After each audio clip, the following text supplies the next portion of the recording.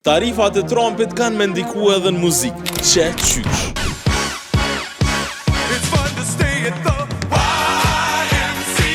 Nëse vendosin tarifa për produkte nga Kina, që tu e di që është prodhuesi më i madh, atëherë instrumentet, mikrofonat edhe pajisjet tjera si miksetat kanë me kushtu shumë ma shtrejt. E kur rritet kostoja e produktit, edhe për me kriju muzikë ka me kushtu tepër ma shtrejt. Çmimet kanë me na shti me kohë.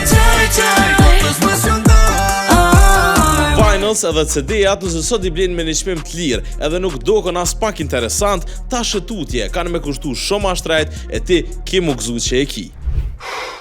Boy, that escalated quickly.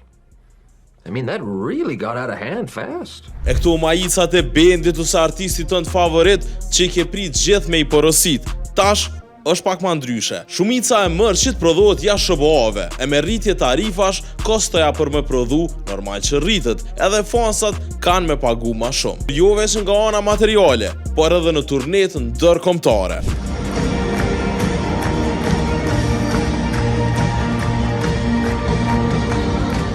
Nëse dollarit I bjen vlera ose rritet kostoja, artistët e kanë ma shtrejt me dal jashtë vendit për me performu. Boll pak më na vinë, po tash edhe ma hec na vinë më yjet e huaja në për festivalet tona. E normal, kjo nuk përfundon me kaq. Nëse tensionet me shtetet si Kina rriten, atëherë platformat si TikToku edhe Spotify munden me u prek. E kjo ndikon direkt në shpërndarjen e muzikës e të çmimet që mundën me I marrë artistat. Çdo ditë e ma shtrejt. Bile edhe me ngu muzikë po do më u bo shtrejt. Sidomos për ne që pritet me na ushtrajtu rryma.